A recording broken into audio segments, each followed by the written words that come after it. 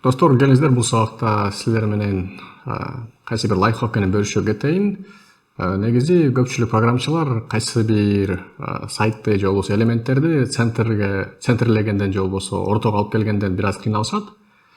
Ошондуктан мен силерге эң жөнөкөй лайфхакты көрсөтөм. Биз ошол лайфхактын алкагында биздин сайтыбызды, ошол контенттин ортого алып келебиз, центрге. Анткени канчалык ортодо турган болсо, ошончолук мындайча айтканда структураланып, иреттүүрөөк көрүнүп, көзгө жагымдуу болот, достор. Аны кылыш үчүн, достор, эң биринчи кезекте биз кайсы бир глобалдык контейнерди аныкташыбыз керек. Анын бардыгын ошо глобалдык контейнердин ичинде биздин контентибиздин бардыгы жайгашыш керек дагы. Анан ошол глобалдык контейнерге кайсы бир өлчөмдү берип, анан margin деген сыпаттарды колдонуп, биз максатыбызга жетсек болот. Келиңиздер, ал үчүн HTML-ге баралык.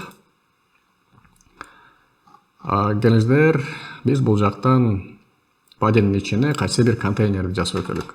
Биз билебиз, достор, контейнер элементтеринин түрлөрү бар. Эң биринчи кезекте бул семантикалык контейнерлер же болбосо элементтер.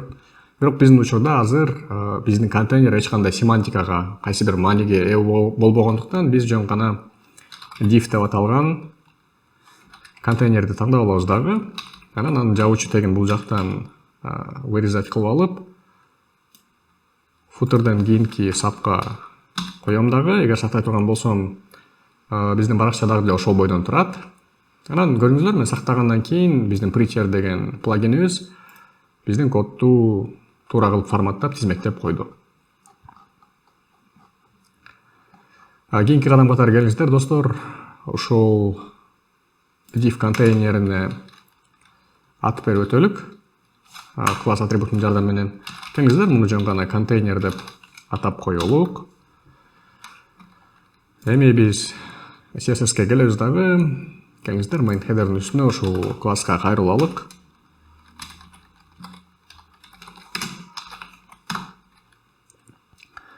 Анан, достор, келиңиздер, бул жака width деп туруп, кайсы бир өлчөмдү берелик. Келиңиздер, 700 пиксель. Эгер 700 пикселге чектей турган болсок, ушунун туурасын биз көрүп турабыз. Биздин баштапкы сайтыбыздын туурасы бир аз кыскарып кетти. Эгерде мен инспекторго барып, достор, ылдыйга түшүп, контейнер элементин таңдай турган болсом, көрдүңүздөрбү, анын туурасы 700 пиксель экен, узуну 2500 экен. Бирок эң башкысы ошол туурасы болуп жатат. Андан кийин, достор, биз бардык элементтерибизди бир контейнерге киргиздик дагы. Анан ага өлчөм бердик. Өлчөм бергенден кийин анын туурасы кыскарды. Анан дайыма бир эреже бар. Эске сала турчу. Ар бир элемент өзүнүн контейнеринин узундугунан же туурасынан чоң боло албайт да. Мисалы биздин учурда. Ал ошол аталык элементинин өлчөмүнө жараша өзүн көрсөтөт веб-сайттан.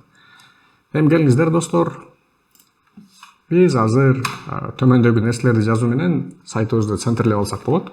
Контентибизди ортого келтирип алсак болот. Аны үчүн мен margin left дегенди таңдайм, достор.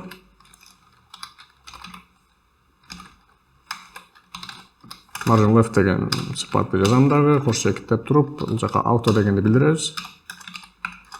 Берип өтөбүз. Андан кийин margin right деген сыпатты жазабыз.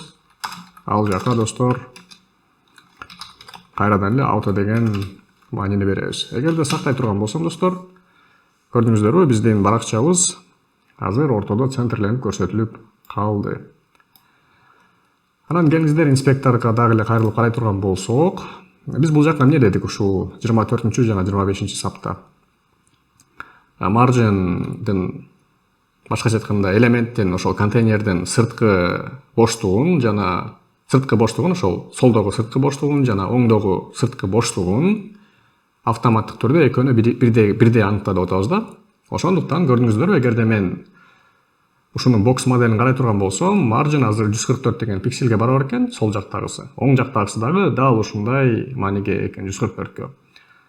Эгерде мен, мисалы, келиңиздер, ушул браузердин терезесин чоңойтто турган болсом, чоңойтконго жараша дагы ушул жердеги margin автоматтык түрдө чоңоюп, кеңейип, ыңгайлаштырылып жатат. Мурун канча 150 эле, азыр 227ге барабар болуп калды. Эгер кичирейте турган болсом, ошол жердеги маанилер дагы өзгөрүп берет достор. Келиңиздер достор, биз ошол 24 жана 25 саттагы көрсөткөн стилдин же болбосо инструкциянын кыска форматын жазып өтөлүк. Биз билебиз, margin paddingтерде кыска жазуу форматтары бар. Ал үчүн жөн гана margin деп жазып туруп, эки маанини бере турган болсок, биринчи маани катары ошо margin top, margin bottom, башкача айтканда өйдөңкү жана астыңкы элементтин сыртындагы боштуктар. Ал жерге 0 дегенди беребиз. Андан кийин left менен rightка auto дегенди берип туруп, үстүдөгү эки кодду комментарийге алабыз дагы достор. Сактай турган болсок, биздин жыйынтыгыбыз дал ушундай мурдагыдай эле болуп кала бермекчи. Келиңиздер, муну 800 пиксель кылып алалык, бир аз чоңураак болуш үчүн. Эгерде ылдыйга түшүрө турган болсом достор, биз бул жакта ошол жалпы контентибиз бир контейнерге кирип, ал контейнер өзүнчө өлчөм алып, ошол жалпы контенттин формасын аныктады, башкача айтканда туурасын. Андан кийин биз ошол глобалдык контейнерге margin left, right деген сыпаттарга auto деген маанини бергендиктен, ал автоматтык түрдө браузердин өлчөмү кандай болбосун, ошол эки четинде ошол маржинди экөөнө бирдей кылып аныктагандыктан биз ушул жыйынтыкка жетип турабыз.